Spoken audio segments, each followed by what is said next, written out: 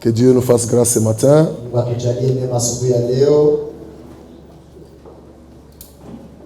Depuis qu'on est sorti du confinement, c'est un exercice que nous nous donnons pour réussir vraiment. Réussir à prêcher pendant 40 minutes, faire les 2 cultes le dimanche, que Dieu nous fasse grâce. Ok, Actes des Apôtres chapitre 2, versets 42 à 47.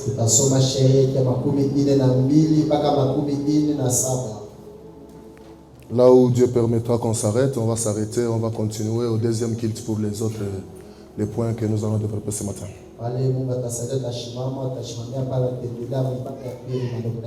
Parce que c'est pratiquement difficile de terminer les messages que Dieu m'a donnés pour ce matin dans le premier culte. La Bible dit, Actes des Apôtres chapitre 2, 42 à 47.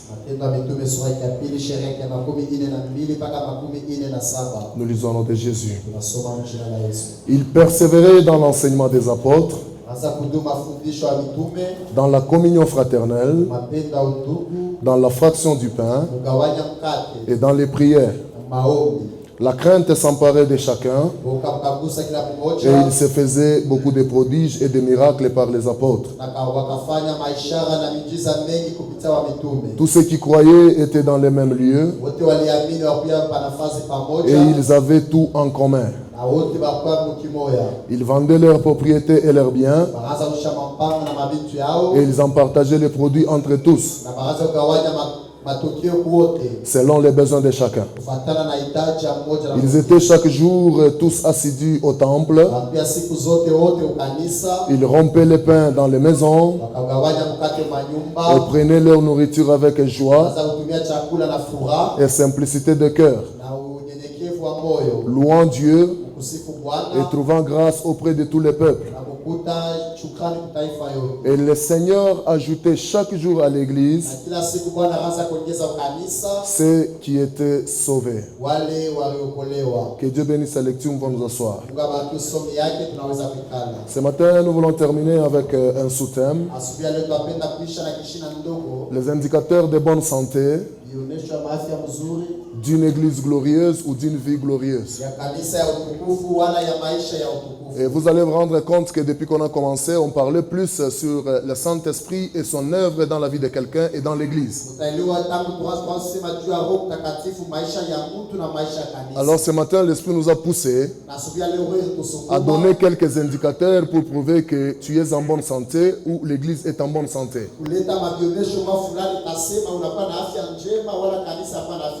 Et le chapitre 2 des Actes des Apôtres, vous vous rendez compte que c'est le chapitre où il y a eu effusion du Saint-Esprit, où il y a eu la Pentecôte.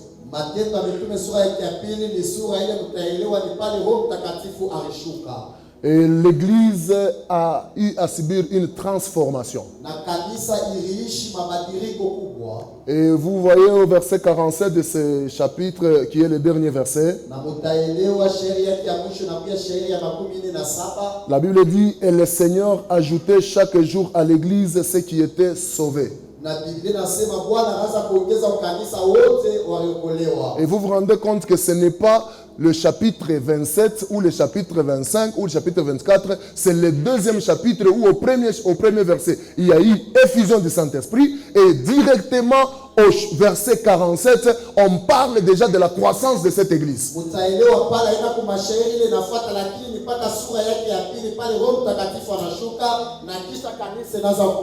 Donc l'écrivain pouvait parler de l'effusion au chapitre 2 et venir parler de la croissance de cette église peut-être au chapitre 22, 21, mais il y a eu déjà une vitesse dont de là au chapitre 2, à la fin, on parle de la croissance de cette église. Alors je me réfère prophétiquement à ce que Dieu a parlé sur cette église. Cette année, c'est une année où vous allez vivre une transformation avec une vitesse de la croisière. Et cela est possible par la puissance du Saint-Esprit. C'est pourquoi en tant que chrétien, tu dois faire un effort d'être toujours connecté au Saint-Esprit, parce que c'est lui qui sait activer les meilleures promesses que Dieu a faites sur vous et sur cette église.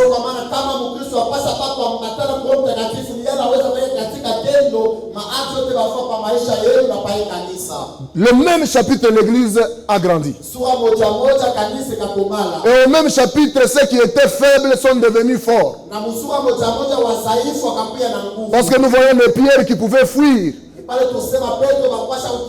Une question d'une femme pouvait recevoir la capacité et l'autorité de parler maintenant devant 5000 personnes. Quelle dimension de transformation, si ce n'est que le Saint-Esprit qui peut l'accorder. Et la volonté de Dieu, c'est que toi là tu grandis. La volonté de Dieu, c'est que cette église grandisse. Et c'est là que j'introduis en disant, tout ce qui grandit, n'est pas toujours en bonne santé.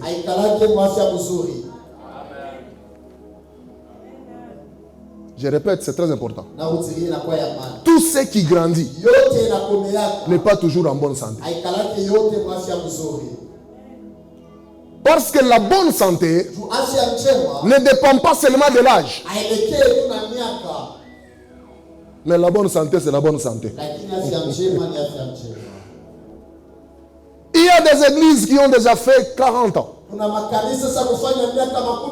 Mais quand vous les regardez, elle n'est pas en bonne santé. Il y a des chrétiens qui ont déjà fait 32 ans. Mais quand vous les regardez, ils n'ont pas une bonne santé spirituelle. Notre souci, c'est qu'à cette vision, à ton appel, que tu sois en bonne santé pour refléter réellement que le Saint-Esprit est en action dans ta vie et dans l'église. Parce que là où l'Esprit est en action, la santé sera toujours parfaite. C'est là que vous allez remarquer que les sages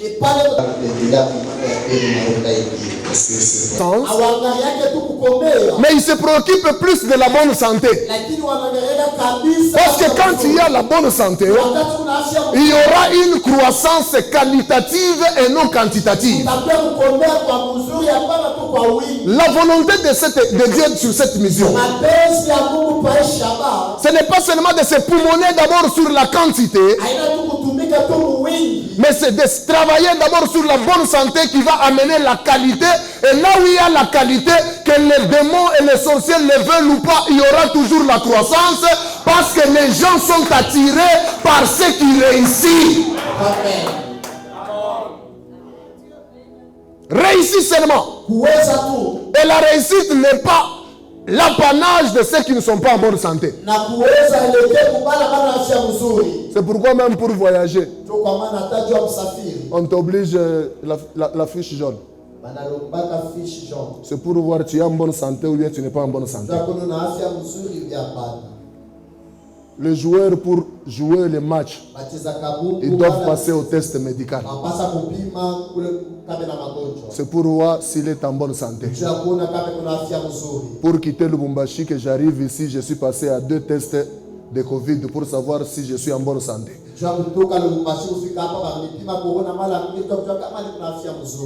Mais c'est seulement dans l'église, ou même ceux qui ne sont pas en bonne santé veulent être bishop. C'est seulement ceux qui ne sont pas en bonne santé qui veulent être mieux placés et prennent des titres. Écoutez, Lorsque l'objectif n'est pas compris, les choses vont se compliquer. Comme dans le temple de Salomon, il y avait aussi 2 colonnes.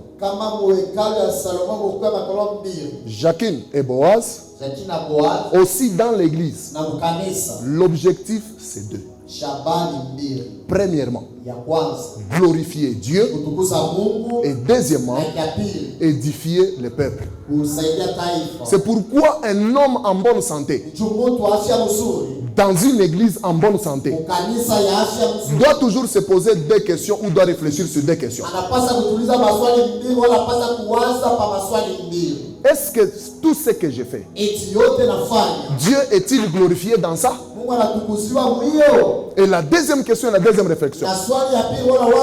Dans ce que j'ai fait, le peuple de Dieu est-il édifié?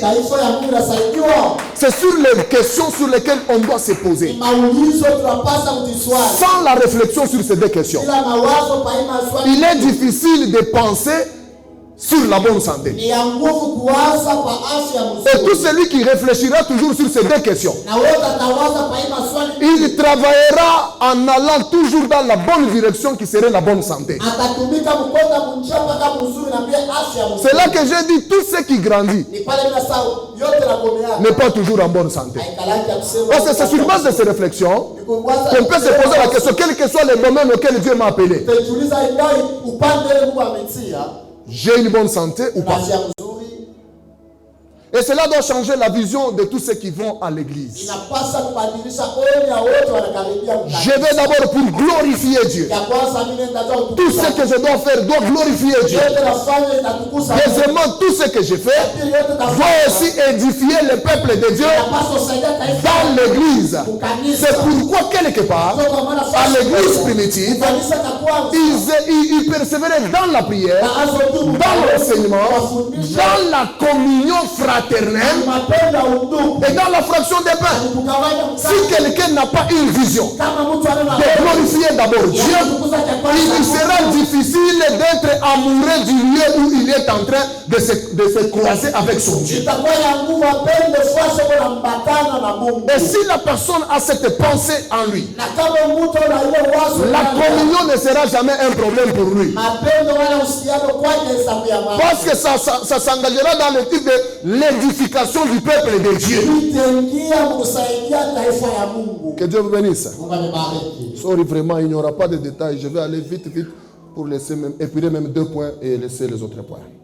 Ainsi, puisque nous parlons sur les indicateurs, nous prenons le premier indicateur d'une bonne santé. C'est la présence de Dieu. Est-ce que tu peux m'aider seulement à dire à ton voisin la présence de Dieu? Parce que plus tu diras ça à ton voisin, plus tu garderas ça et tu le bloqueras, tu le mémoriseras. Exode 33, le verset 15. Et puis 2 Corinthiens, chapitre 3, le verset 11. Pour ceux qui écrivent Exode 33, le verset 15. Et puis 2 Corinthiens 3, le verset 11. Mais je lis seulement d'abord 2 Corinthiens parce que l'Exode 33, vous le lirez à la maison. Et vous le connaissez. La Bible dit en effet, si ce qui était passager a été glorieux, si ce qui était passager a été glorieux, ce qui est permanent est bien plus glorieux. Le premier indicateur, c'est la présence de Dieu. Pour savoir que tu es en bonne santé spirituelle et que l'église a une bonne santé, le premier indicateur, c'est la présence de Dieu. Dans Exode 33, 15, que vous lirez à la maison, Moïse dit: Éternel, si tu ne marches pas avec nous, ne nous fais point partir d'ici. Moïse dit: si tu ne marches pas avec nous, ne nous fais point partir d'ici. L'homme de Moïse connaissait, sans la présence de Dieu, partout où s'engagerait, il va risquer sa vie. Sans la présence de Dieu, tout ce que tu commenceras peut te vouer à l'échec. Parce que quand on est rassuré de la présence de Dieu, on est rassuré de la victoire. Parce que Dieu n'a jamais échoué. Quand on est rassuré de la présence de Dieu, on a aussi la conviction de surmonter les obstacles qui se présenteront. Parce que Dieu n'a jamais été freiné ni bloqué. C'est là que Moïse dit, si tu ne marches pas avec nous, ne nous fais pas partir d'ici. Là où on découvre l'immaturité et la mauvaise santé des enfants de Dieu. C'est chercher toujours à commencer les choses pour chercher à inviter Dieu à les suivre. Non, ce n'est pas Dieu qui nous suit. C'est nous qui suivons Dieu. Je dis ce n'est pas Dieu qui nous suit, mais c'est nous qui suivons Dieu. Tu veux nous prouver que tu es mature. Nous le verrons dans ta façon de faire les choses. Est-ce que tu consultes toujours Dieu? Est-ce que tu as toujours l'assurance que Dieu est dans la chose? Aujourd'hui, c'est le contraire dans les églises. Les gens s'engagent. Quand ils échouent, ils reviennent à Dieu. Pas pour se repentir, mais pour condamner Dieu. Je suis ton fils. Ça fait 22 ans que je crois en toi. Mais pourquoi tu peux me laisser à l'échec? Non, c'est toi. Est-ce que tu étais rassuré de la présence de Dieu avant de t'engager? Lorsque tu n'es pas rassuré de cette présence, ne t'engage pas. C'est là que David, réellement c'est l'homme selon le cœur de Dieu. Parce que David ne pouvait rien faire sans consulter son Dieu. Mais je t'ai dit dans la semaine, quelqu'un à qui on a pillé tous ces liens, on a pris la femme et les enfants. Un homme fort, armé, vaillant combattant. Au lieu de poursuivre, la femme et les enfants partis. Mais il va encore à genoux pour consulter son Dieu éternel. Poursuivage, l'éternel est dit oui. Les attendages, l'éternel est dit oui. Quand l'éternel a dit oui, David était rassuré de sa présence. David s'est engagé et ils ne sont pas partis. David a récupéré et la femme et les enfants et tous les biens ne seront informés. Le premier indicateur, c'est la présence de Dieu. Lorsque tu as la présence, tu peux commencer.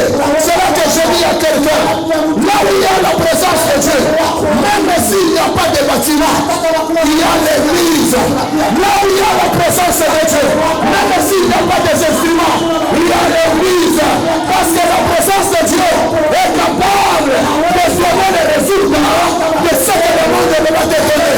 Et là où il y a la présence de Dieu, les choses se transforment. Laissez-moi t'informer. Même sans bâtiment, même sans église, même sans immeuble, il y a l'église. Regarde Jacob, lorsqu'il était à Luz, Luz s'est transformé en bétail à cause de la présence de Dieu. Laissez-moi te dire, même au boulot, même au marché, même dans ta maison, lorsqu'il y a la présence de Dieu, sois rassuré qu'il y a un Dieu qui est capable de faire du bien. Il y a un Dieu qui est capable de faire du bien. Laissez-moi informer encore quelqu'un. Là où il y a la présence de Dieu, ça évite l'église au vagabondage. Parce que là où il y a la présence, les gens ont tendance à y rester. Les gens ont tendance à y demeurer. Les gens ont tendance même à bâtir des hôtels. Jacob, à Bethel, il n'y avait pas de prédicateur, il n'y avait pas de pasteur, il n'y avait pas d'exhortateur. Mais lorsqu'il a constaté qu'il y avait la présence de Dieu, sans exhortation, Jacob a bâti l'hôtel. Et il a accompli son vœu. 20 ans après, là je comprends encore une chose. Là où il y a la présence de Dieu, la fidélité et la soumission n'est pas mécanique. Sois rassuré de la présence de Dieu dans tout ce que tu fais. Et c'est cette présence qui fera que toi, tu puisses aller loin. C'est la présence de Dieu qui fera que tes ennemis soient les escaliers sur lesquels tu montes. Mais sans la présence de Dieu, les ennemis vont t'engloutir. Le premier indicateur. Je refuse d'être dans des cultes où les choses sont mécaniques. Je refuse d'être dans des cultes où il y a beaucoup d'exercices pour que les gens adorent. Mais là où il y a la présence de Dieu, l'adoration n'est plus mécanique, mais l'adoration devient automatique. Là où il y a la présence de Dieu, les offrandes ne sont plus mécaniques, mais les offrandes sont automatiques. Là où il y a la présence de Dieu, les portes s'ouvrent de soi et tu n'as même pas besoin parce que la présence de Dieu est une clé passée partout. Laisse-moi te confirmer qu'avec la présence de Dieu, la porte qui a été fermée pour plusieurs, toi tu dépendras seulement d'un temps, elle s'ouvrira. Parce que les portes fermées ne respectent pas la taille de Mathias, ne respectent pas la douleur des gens, mais une porte fermée respecte la présence de l'Éternel qui accompagne la personne.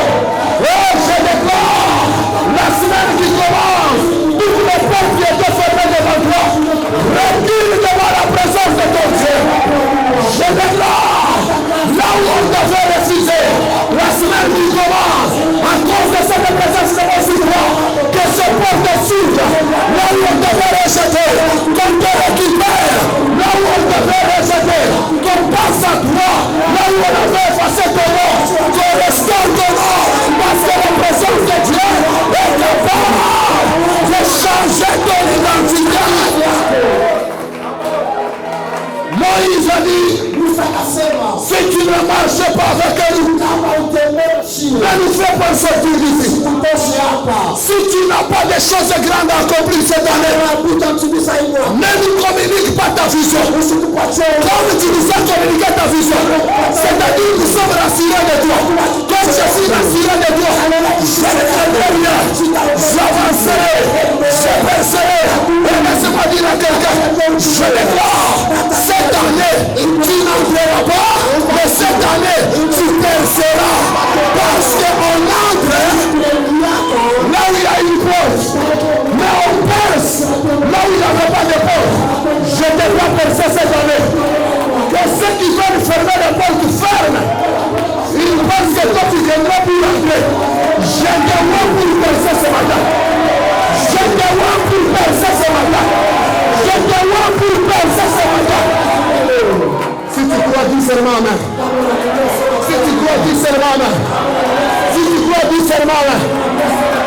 Ne nous fais point partir d'ici. Si tu ne marches pas avec eux. Paul dit aux Corinthiens, si ce qui était passager était glorieux, ce qui est permanent est bien plus glorieux. La question que je me pose, qu'est-ce qui était passager qui était glorieux et ce qui est permanent qui est plus glorieux? Pourquoi Paul voulait tout simplement dire, ce qui était passager, c'était Jésus dans la chair. Mais ce qui est permanent, qui est plus glorieux, c'est le Saint-Esprit qui nous a laissé. C'est pour te dire, avec le Saint-Esprit, la gloire est permanente. Avec le Saint-Esprit, les résultats sont permanents. Jésus dans la chair, il était glorieux, mais il était passager. Je t'ai dit dans la semaine, Jésus pouvait être à Jopé, Lazare meurt à Béthanie. Parce qu'il était passager, mais avec le Saint-Esprit, qui est permanent, personne ne mourra à Jopé, personne ne mourra à Béthanie, personne ne mourra à Kinshasa, parce que le Saint-Esprit rassure l'omnipotence de Dieu partout. Le Saint-Esprit rassure l'omniprésence de Dieu. Le Saint-Esprit rassure de l'omnipotence de Dieu. Et nous sommes glorieux à cause du Saint-Esprit. Oh mon Dieu. Deuxième indicateur, ton ami. Ça, ni m'embolé. Deuxième indicateur. Après la présence de Dieu, c'est la prédication ou le message. Tu vas lire à la maison. 2 Timothée 3, 14 à 17. Paul le dit à Timothée, je coupe rapidement. Tu connais les saintes lettres qui peuvent te rendre sage à salut par la foi. Et il continue en disant, toute écriture est inspirée de Dieu et utile pour enseigner, convaincre, corriger et instruire dans la justice afin que l'homme soit accompli. C'est-à-dire afin que l'homme croisse, afin que l'homme grandisse. Toute écriture. Pour voir qu'une église est en bonne santé. Pour voir qu'un homme est en bonne santé spirituelle. C'est la qualité du message. Parce que là où il y a la présence de Dieu, le message ne doit pas être confus. Le son doit être clair. Le son doit être clair. Pourquoi le deuxième indicateur, c'est le message? C'est parce que la société change par la puissance de la prédication et le message qu'elle reçoit chaque jour. J'ai dit la société change par la qualité des messages et prédications qu'elle reçoit à tout moment. C'est là que Paul dit aux Thessaloniciens, priez beaucoup pour les prédicateurs. Il va tout simplement prier pour le message. Parce qu'il connaît que le message est béni. Le message béni. Le message béni. Mujumbe unabariki. Tena mujumbe unaua. Il y a des gens qui sont dans des églises mais qui sont morts. Tués par le message. Ainsi, le deuxième indicateur, c'est le message, les prédications. Ça doit bénir. Pourquoi ça doit bénir? Parce que la société est transformée par la qualité des messages et des prédications qu'elle reçoit. C'est là que je dis souvent, l'église n'est pas une salle de préparation à l'opération pour anesthésier les gens.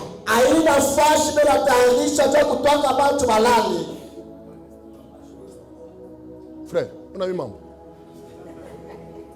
L'église n'est pas une salle où on prépare les patients qui vont se faire opérer et ils sont anesthésiés. Mais l'église, c'est une usine de la transformation. Et cette transformation est possible par un bon message accompagné de la puissance du Saint-Esprit. Aujourd'hui, nous avons des gens qui sont anesthésiés par le message. En disant, le Saint-Esprit, tu peux. Mais si le Saint-Esprit n'existait pas, où est l'église? Parce qu'il y a l'église quand il y a le Saint-Esprit. D'abord, le Saint-Esprit est l'initiateur, l'exécutant de cette église. C'est pourquoi je l'aime. Je l'appelle toujours l'exécuteur de tous les programmes de Dieu. Regarde même l'église aujourd'hui. Dieu a conçu l'église. Le Fils a bâti l'église. Mais Jésus est parti, il n'a pas laissé l'église. Mais l'église a commencé avec le Saint-Esprit. C'est pourquoi il pouvait dire à Pierre, ce ne sont pas la chair et le sang qui t'ont révélé, mais c'est mon Père qui est dans les cieux qui t'a révélé cela. Le Père a révélé quoi? Il a révélé l'église. Mais le Fils a bâti l'église. Et l'église a été accomplie par le Saint-Esprit. Le chapitre 2 qu'on veut lire. Jésus est mort, il est parti, ressuscité. Il n'a pas laissé l'église. Mais l'Esprit est venu. C'est pourquoi laisse-moi te dire, tu ne peux pas parler d'église sans parler du Saint-Esprit. Tu ne peux pas expérimenter les promesses de Dieu sans le Saint-Esprit. Tu ne peux pas parler les merveilles de Dieu sans le Saint-Esprit. Alors quand il y a le Saint-Esprit, le message est affecté par le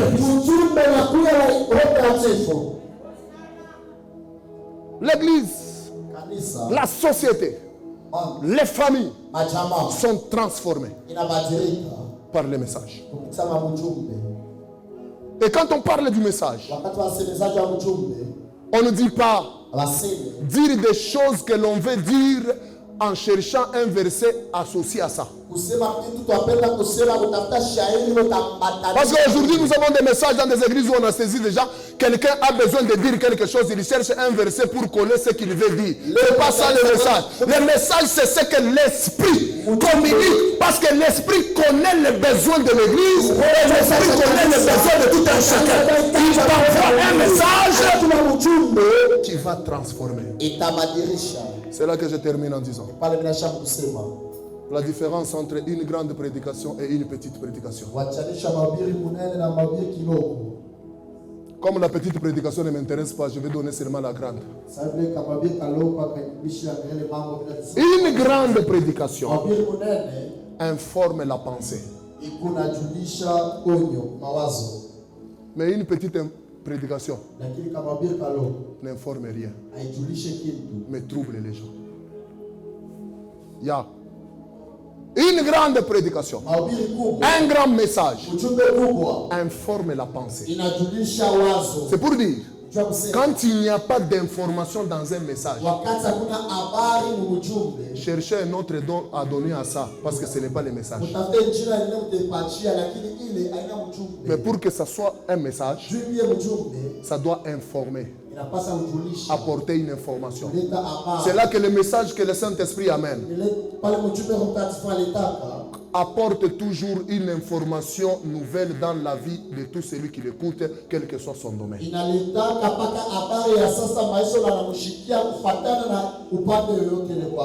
Deuxième raison,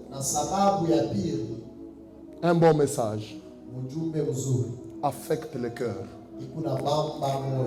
L'homme change et réagit par rapport aux sentiments qu'il a dans son cœur. Ainsi, quand la prédication touche, affecte le cœur d'un homme, sa réaction ne sera plus un forcing, mais ça serait la réponse aux sentiments qu'il a dans son cœur. Troisièmement et fin. Une grande prédication ou un message transforme maintenant la pensée. Cette pensée qui avait reçu l'information, le cœur qui a été affecté, la pensée devient maintenant transformée pour maintenant booster les actions de la personne. C'est pourquoi le psaume dit, ta parole est une lampe à mes pieds et une lumière sur mes sentiers. Il n'a pas dit que ta parole est une ampoule. Il a dit ta parole est une lampe. C'est parce que la lampe éclaire pas à pas. Mais l'ampoule, elle éclaire en désordre. Ainsi, le message doit éclairer pas à pas. Partir avec quelqu'un d'une étape à une autre. Pourquoi vous êtes calme comme ça? Les deux disciples de l'Emmaüs, en train de parler de Jésus sur le chemin d'Emmaüs. Jésus étant là, il ne savait même pas.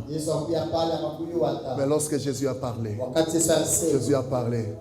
il a fini, les deux disciples se dirent, tu n'as pas compris. Quand il parlait, il y avait un feu qui brûlait dans nos cœurs.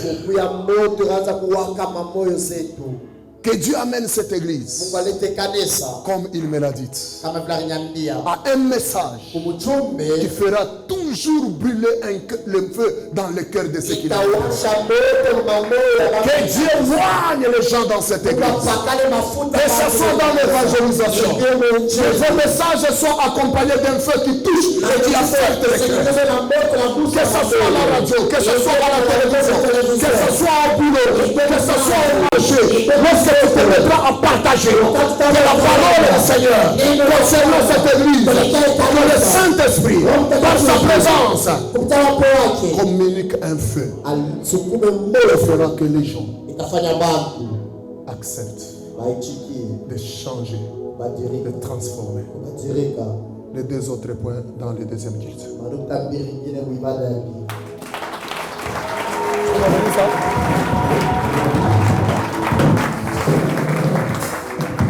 Est-ce que nous pouvons acclamer correctement